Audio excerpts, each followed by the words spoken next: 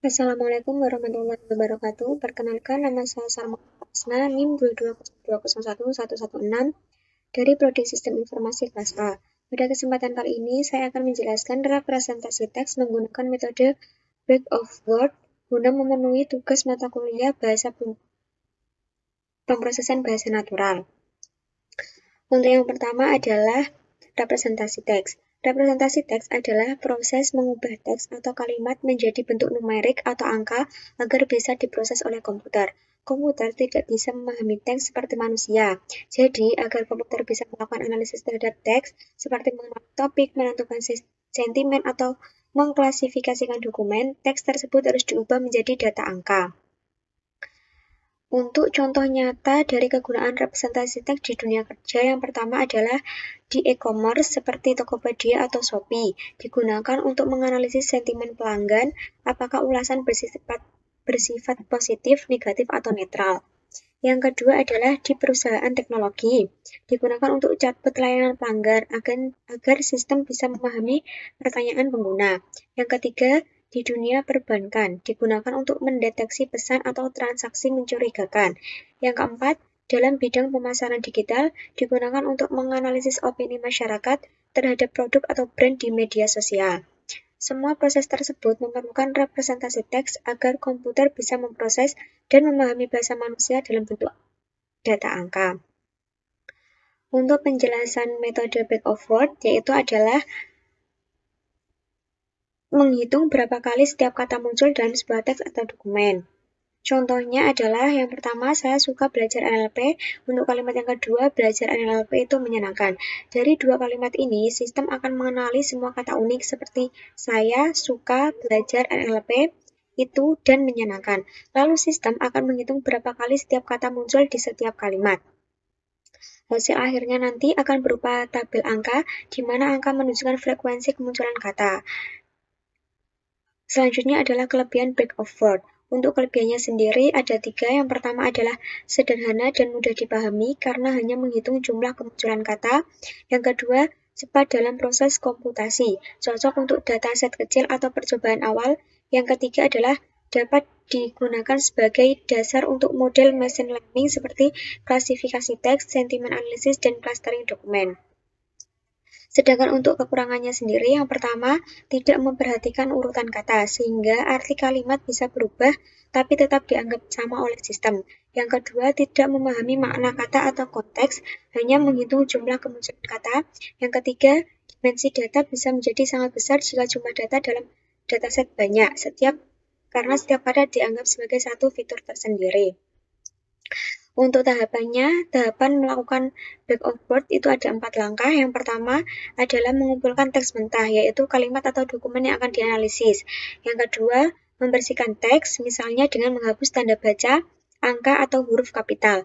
Yang ketiga, menentukan daftar kata unik, vocabulary, yaitu semua kata yang muncul tanpa duplikasi. Yang keempat, menghitung frekuensi kemunculan setiap kata untuk membentuk tabel angka atau word frekuensi metrik. Setelah tahapan ini selesai, hasilnya sudah siap digunakan dalam analisis data atau machine learning. Selanjutnya adalah kita akan menuliskan coding back of word menggunakan Google Colab dengan kode yang sangat sederhana. Saya tuliskan terlebih dahulu.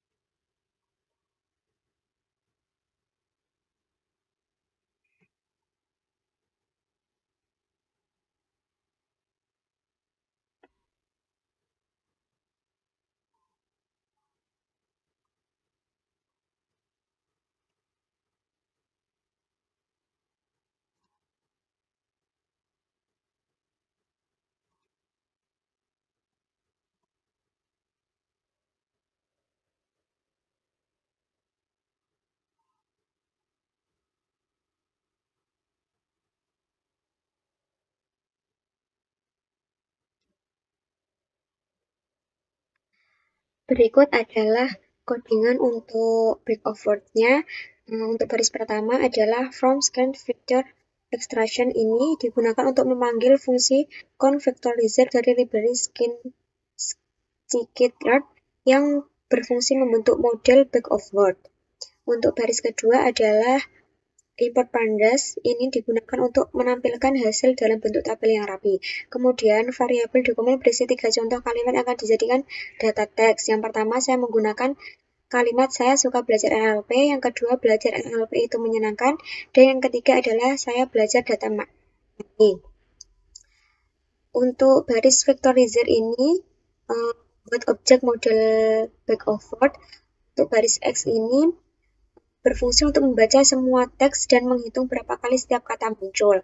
Selanjutnya, hasilnya akan diubah menjadi tabel menggunakan pandas data frame dengan nama kolom berupa kata-kata unik yang ditemukan. Terakhir adalah digunakan untuk printdf, digunakan untuk menampilkan tabel hasilnya. Selanjutnya kita akan lakukan run untuk mengetahui outputnya.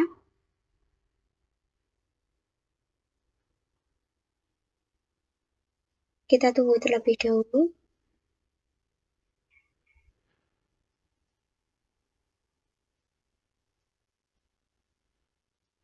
Dan ini adalah hasil tabel dari coding yang telah saya tuliskan.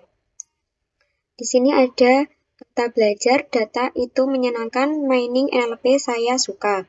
Untuk yang kata yang pertama, saya suka belajar NLP. Yang pertama, ada saya suka belajar NLP, dan ada numeriknya, 1, 1. Selanjutnya adalah belajar NLP itu menyenangkan. Di sini sudah ada semuanya. Selanjutnya adalah hasil bag of word. Itu nanti digunakan untuk data input untuk model machine learning. Misalnya adalah analisis sentimen, positif, negatif, netral, atau klasifikasi berita, deteksi spam, atau clustering topik pembicaraan. Dengan representasi angka seperti ini, komputer bisa menghitung pola membandingkan teks dan mengenali hubungan antar dokumen. Sekian video dari saya, kurang lebih mohon maaf. Wassalamualaikum warahmatullahi wabarakatuh.